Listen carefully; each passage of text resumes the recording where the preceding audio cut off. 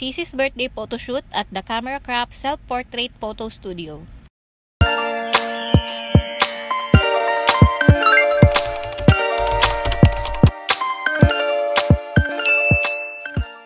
So pagkagaling nga namin sa salon, kumain lang kami, nagbihis at nag-makeup at eto, gugora na naman kami ulit. Nag-tricycle na ang mga person dahil malalate na sa booking. Huy, hindi booking, anong booking? So nagpabook nga si Sisi ng 5 PM sa The Camera Crop Self-Portrait Photo Studio para sa kanyang pre-birthday photoshoot. Parang yung ginawa ko rin nung before ako mag-birthday. Pagbaba nga namin ng kanto, ayan, naglakad na lang kami papunta dito. Medyo malapit lang naman. Dito lang to sa may National Road, Putatan, sa may tapat ng Honda.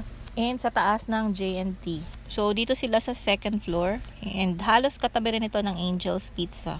So, eto nga at paakyat na kami. I think open sila until 6 PM. So, kami yung kanilang last client for today. Nung birthday ko, doon ako nag-self photoshoot sa may Tunasan.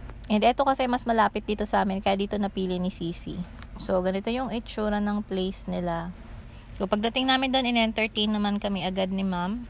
She asked kung ano yung package na inabil ni Sisi and pinapasok niya na kami agad-agad sa loob ng studio. Maganda itong place nila. Pagpasok mo, ayan, meron pang sopa dito. And may mga naka-display dyan na pictures. And eto naman yung pinaka-studio nila. Sobrang spacious niya kaya natuwa ako. Ang laki. Meron silang 3 different setup dito ng backdrop. And sa package na inabil ni Sisi, pwede niyang gamitin itong 3 backdrop na to. Depende kung pasok sa time niya. And pwede mo na rin gamitin lahat ng props na nandito. In-assist na nga agad kami ni ma'am and inayos niya na yung mga backdrop and in-explain niya sa amin kung paano yung gagawin. So sa mga self-photography studio, walang photographer na mag-shoot sa'yo, which is perfect para sa mga mahiyaing katulad ko. Merong camera shutter, which is ikaw ang magpipindot, and merong malaking screen sa harap mo kung saan makikita mo yung sarili mo habang nagpipicture ka. Sobrang perfect nga nito para sa magkakaibigan, sa family, or pang birthday photoshoot nga like this. Ako before, every magbe-birthday ako, nagdi-DIY photoshoot ako sa bahay. Wala lang, para meron akong mga photos na ipopost sa mismong birthday ko. Para lang may memories ako ng birthday ko every year. Because why not, diba? And natuwa nga ako ngayong uso na itong mga self-photography studio. Kasi hindi ko na kailangan mag-DIY photoshoot sa bahay. Dito maganda yung place, may mga background, maganda yung lightings. And syempre, maganda rin yung mga photos na mapoproduce. Nung birthday ko nga, sinama ko si Sisi. Para naman hindi lang ako mag-isa yung magpopost. And meron kaming picture na dalawa. And sabi niya nga noon sa birthday ko, ate, ako rin magpapa-photoshoot and isasama din kita. Kaya ayan, at salitan kami sa pag-picture. Ang maganda nga pala dito, meron silang dressing room. Ayan, at may pa-mirror pa yan sa loob. Pwede ka mag-change outfit hanggat gusto mo. Basta pasok sa time mo. And eto nga yung aking second outfit. So nakita nyo nga kanina nakapants ako and nagpalit naman ako ng skirts. Etong outfit ko na to, nabayla ko lang to sa Shopee. Sobrang mura lang nito mga besh. Talagay ko na lang yung link sa description box or sa comment section. Nung nagbihis nga kami, pinost ni ma'am yung timer and lumipat na rin kami dito sa isa pang backdrop. Yung package nga pala na inabail ni Sisi is merong 30 minutes time na pag-shoot.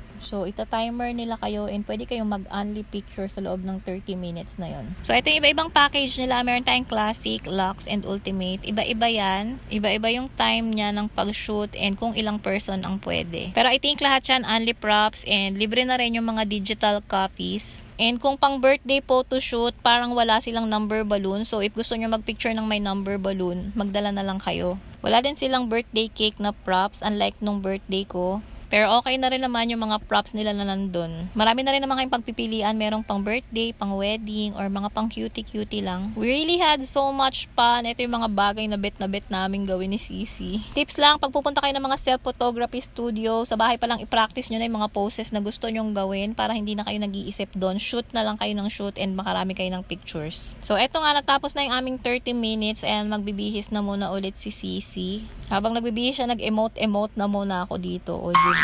So, after nyo nga mag-shoot, ayan, dito na kayo sa labas. Papipiliin nila kayo ng 15 na pictures. Or depende sa package na pinili nyo. And yung mga pictures na yon is i-enhance nila. So, hindi lahat ng photos i-enhance nila. Papipiliin lang nila kayo. Pero kahit naman hindi na i-enhance yung picture, maganda yon kasi maganda yung lightings and yung background. And hello, napakahirap mag-enhance kung 100 naman yung photos, diba? After ng enhancement, papipiliin naman kayo ng 2 photos or again, depende sa package nyo na ipiprint nila ng hard copy. And after that, sabi ni ma'am, isisend na lang daw sa email within 24 hours yung lahat ng photos na na-take namin. So, yung package na kinuha ni Sisi is yung Lux. So, ang binayaran niya is 850 pesos. No hidden charges yun. With 30 minutes self-photo shoot. Pre-use of 3 backdrops kung kaya ng time mo. Only use of props din.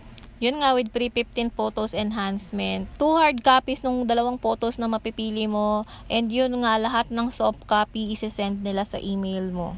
Thank you so much sa The Camera Crop Self-Portrait Photo Studio. Sobrang nag-enjoy kami and thank you rin kay ma'am na nag-assist sa amin. Honest review, maire-recommend ko tong self-photo studio na to. Medyo matagal lang sila mag-reply sa kanilang page. Pero if bet nyo, mag-inquire lang kayo. And oo nga pala, nagre-require sila ng down payment. Kung di nyo pa na-try itong mga self-photo studio, this is your sign para itry nyo na. Pwede din to sa mga bata. Kung magbe-birthday sila, ayan, pwede nyo gawin dito yung kanilang mga birthday photoshoot. So pagbaba namin, sabi ni Sisi nagugutom na siya, kaya pumunta kami dito sa Angel's Pizza. Huy, hindi!